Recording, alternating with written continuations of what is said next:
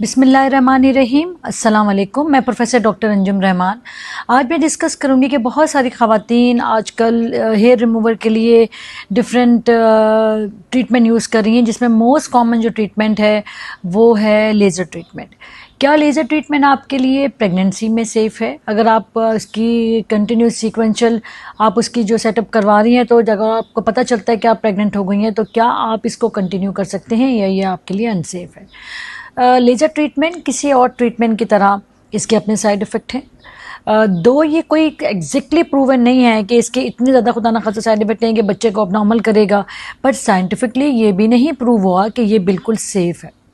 वो ख़वातीन जो कि अपने सेशन ले रही हैं और उनको लगता है कि उनके दिन चढ़ गए हैं और उनको लगता है कि वो प्रेग्नेंट है या उनकी प्रेगनेंसी कंफर्म हो गई है, या स्पेशली वो ख़वातीन जो प्रेगनेंसी की ट्रीटमेंट पे हैं और वो किसी भी तरह का कोई ऐसा इलाज करवा रही हैं जिससे वो प्रेग्नेंट होना चाहती हैं, तो उनको लिए ज़रूरी है कि अपने सेशंस को मिनिमम भी 2 से 3 महीने पहले जब वो प्रेगनेंसी को प्लान करें, उसको आपने एंड अप करना है।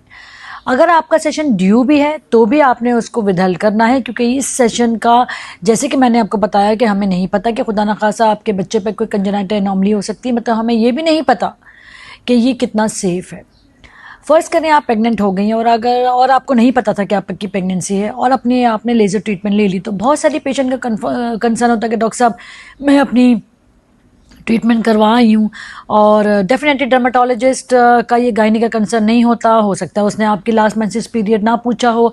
बहुत सारी ख़वातीन दूसरे तीसरे चौथे बच्चे में ये कंसर्न भी नहीं शो करती, उनको लगता है दिन ऐसे ही चढ़ गए और आपने अपनी laser treatment for hair remover करवा ली, और किसी भी वजह से किसी और वजह से, किसी स्किन की ट्रीटमेंट की वजह से आप अपनी लेज़र ट्रीटमेंट करवाई, इसका मतलब ये बिल्कुल नहीं है कि आप अपने बच्चे को ज़ाया करवाएं। लेज़र ट्रीटमेंट के वो इफ़ेक्ट जो खुदा न खासा बच्चे को एबनॉर्मल करते हैं, बच्चे को ज़ाया करते हैं, अभी लॉन्ग टर्म स्टडीज़ में ये बिल्कुल प्रूवन नहीं है, मगर साइंटिफिकली रिकमेंडेशन ये है कि हाँ, अगर आप प्रेग्नेंट हैं तो आप इसको अवॉइड ज़रूर करें, और इवन चाहे वो पहला महीना हो।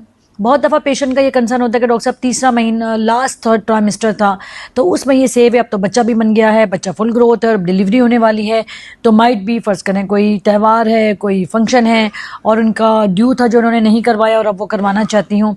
किसी भी तरह की ये ट्रीटमेंट, चाहे वो कॉस्मेटिक ट्रीटमेंट है, जैसे कि हम कहते हैं कि जो ख़वातीन प्रेगनेंसी को प्लान करती हैं वो अगर विटामिन ए के ले रही हों, इवन हम कहते हैं कि अगर आप लोकल विटामिन ए की क्रीम्स ले रही होती हैं, दो उसकी एब्जॉर्प्शन बहुत कम है, टैबलेट तो आप ले ही नहीं सकती, मगर वो भी हम कहते हैं अवॉइड करें, क्योंकि रेटिनॉइड्स, विटामिन ए बच्चे पे नेगेटिव इफेक्ट करते हैं, बच्चे को एबनॉर्मल कर सकते हैं।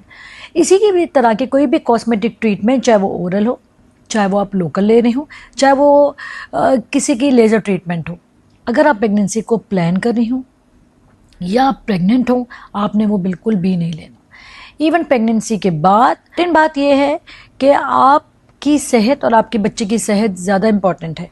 खुदा ना खास्ता आपको कोई भी डिसीज़ हो, कोई भी स्किन डिजीज़ हो, या आप कॉस्मेटिकली ये कर रही हैं, वो आपकी और आपके बच्चे की ज़िंदगी से ज़्यादा बेहतर नहीं है। अवॉइड करें। पेशेंट बहुत ज़्यादा स्किन के लिए कॉस्मेटिक ट्रीटमेंट यूज़ कर रही होती हैं, ब्लीचिंग का यूज़ कर रही होती हैं, लेज़र ट्रीटमेंट यूज़ कर रही हैं, इसके अलावा माइक्रोनेडलिंग, बहुत सारी ट्रीटमेंट हैं। आपने इस तरह की हर ट्रीटमेंट को प्रेगनेंसी में अवॉइड करनी है, ना सिर्फ प्रेगनेंसी में अवॉइड करनी है, कोशिश करें जब आप प्रेगनेंसी को प्लान करने लगे उससे पहले ही इनको आप बंद कर दें। इसी के साथ मैं आपसे इजाज़त चाहूँगी। Thank you very much. Pakistan जिंदाबाद।